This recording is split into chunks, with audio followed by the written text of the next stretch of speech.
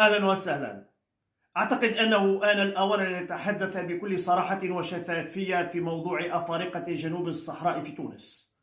أعتقد أن الواجب الوطني وأن الواجب المهني وأن الواجب المواطني يفترض بأن نقول كل الحقيقة. انتهت الاستراحة، لابد من كشف كل الأوراق الآن، لأننا أمام عملية مخطط لها منذ فترة طويلة، وأمام ورقة تستعمل الآن لإدانة تونس، وأمام ورقة يستعملها أهل الساسة ممن لم يظفروا بمنصب أو مكان في الحياة السياسية الجديدة.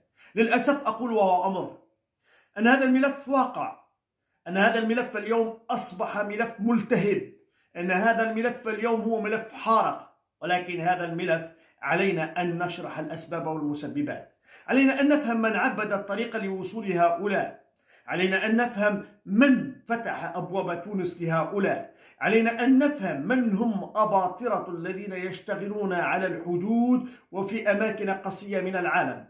علينا أن نفهم اليوم أيها التوانسة بشكل واضح أيها التونسيون، لا تكونوا حطبا لملف سياسي بامتياز وملفا دولي وإقليمي. للأسف الذين عبدوا طريق لهؤلاء تونسيون، للأسف الذين يحولون الأموال لهؤلاء بوساطة تونسية. للأسف أن التونسيون بطيبة خاطر فتحوا أبوابهم ومنازلهم وحقولهم لهؤلاء، ولكن ما لم يفهمه التونسيون بأن هناك إرادة دولية لإنتاج قنابل موقوتة في المنطقة، بأن تونس مستهدفة لأنها قالت اللاءات الثلاث، لأن تونس رفضت بأن تكون حارس حدود، لأن تونس رفضت أن تكون سجنا كبير.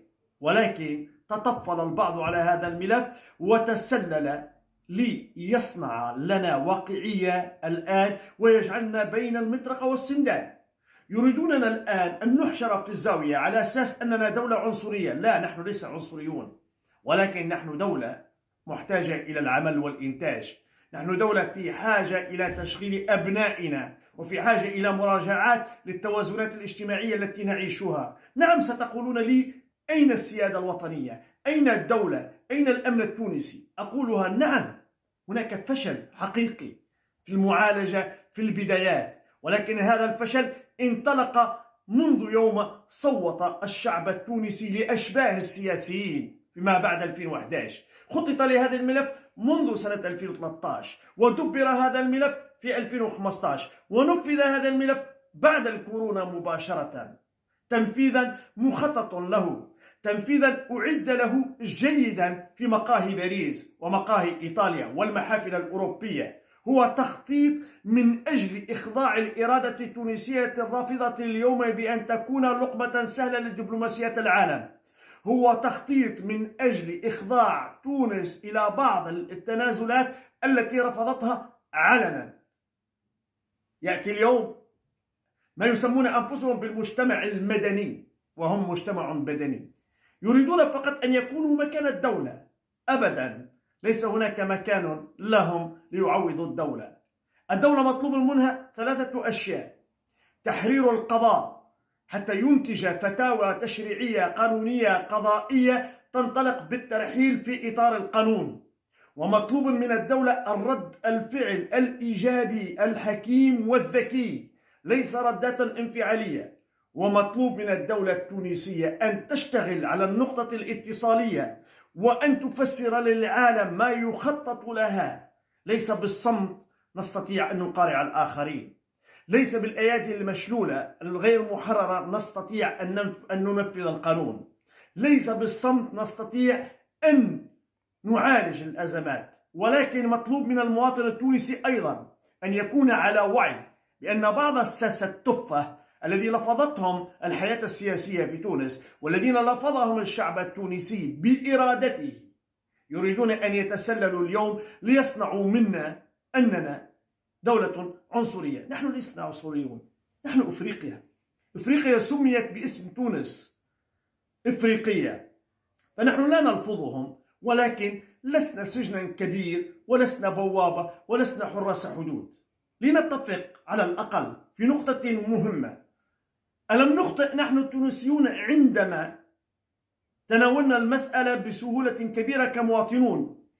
ألم تخطئ الدولة عندما لم تعطي التعليمات اللازمة والواضحة في الحدود التونسية حتى لا يكون الخطأ على الغير وعلى جيراننا، لأننا محتاجون أن نتعايش في فضاء، ولكن ملزمون اليوم بأن نقول الكلمة التونسية لجيراننا، ملزمون اليوم بأن نتفق مع جيراننا على فلسفة واضحة، ملزمون بأن نتفق مع جيراننا على أسلوب واضح، وإلا فلتغلق الحدود ولو بشكل محدود، أو أن تشدد الحراسة على هذه الحدود بشكل آخر والتزامات أخرى. ما كتب وأمضي في السنوات التي خلت يمكن أن نتراجع فيه، وأعرف أن هذه مسؤولية كبيرة وتحتاج إلى وقت، ولكن الآن بالاستعجال في النظر والذهاب إلى الحل الأول، وهو أن يتحرر القضاء مباشرة حتى تكون لهؤلاء جنح قضائية في إطار القانون،